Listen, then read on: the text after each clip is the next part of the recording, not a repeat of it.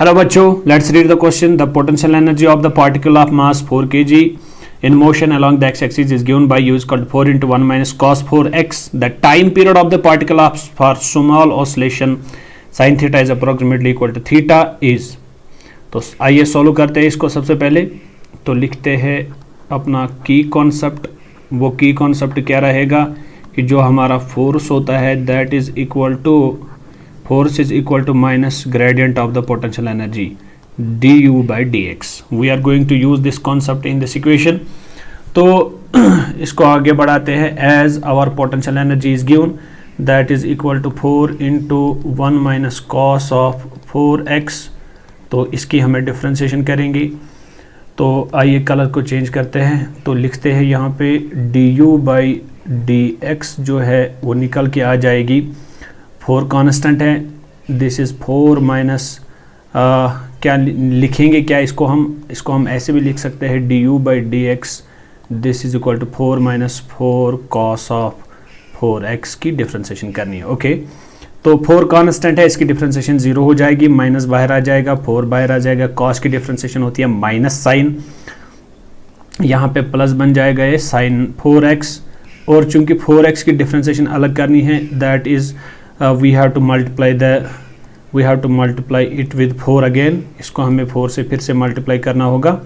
तो यहाँ पे मैं मल्टीप्लाई 4 करके इसका आंसर निकालता हूँ. This will be equal to 16 sine of 4x. ये मेरा du बाई डी एक्स निकल के आ गया. आइए आगे बढ़ते हैं इस क्वेश्चन के अंदर. तो चूंकि जो फोर्स होता है मेरा force is equal to negative gradient of du by d x. As I know मेरा फोर्स बराबर आ जाएगा minus 16 sine 4x. 16 sine 4x के बराबर आ जाएगा ये. 16 साइन 4x के बराबर आ जाएगा 16 sine 4x.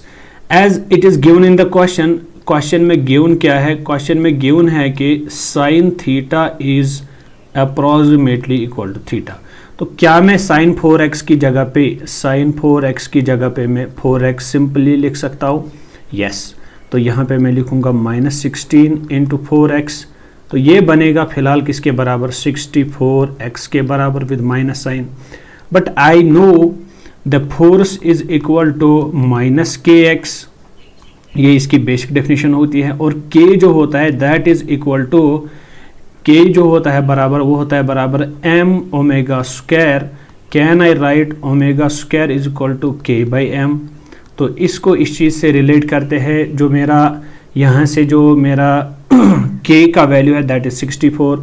Therefore k is equal to 64.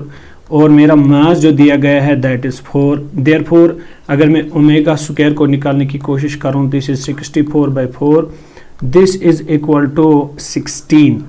अगर ये 16 निकल के आ गया मेरा तो ओमेगा स्क्वायर जो है this is 16. Omega will be equal to under root of 16. Omega will be equal to 4 radian per second. But the question is time period जो होता है that is equal to 2 pi by time period जो होता है हमारा time period is equal to 2 pi by omega. तो omega की जगह पे वैल्यू डाल देंगे 2 pi by 4. Therefore pi by 2 इसका टाइम पीरियड निकल के आ गया. फिलहाल पाई बाई 2 इसका टाइम पीरियड जो है निकल के आ गया. Now this is not the question. The question says, अगर आप यहाँ पे भी देखो द क्वेश्चन में क्या कह रहा है आप देख सकते हो. इसमें क्वेश्चन में बोल रहा है कि the time period of the particle for small oscillation is pi by k. The value of the k is, we need to find out the value of the k. तो time period is given. Now question में बोल रहा है कि मेरा जो time period है that is pi by k. लेकिन मेरा जो टाइम पीरियड निकला अगर आप देखोगे लास्ट में that is pi by 2.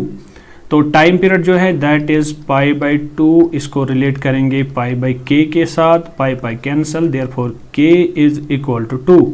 So this is the final answer of this question. Hope you got it. Thank you.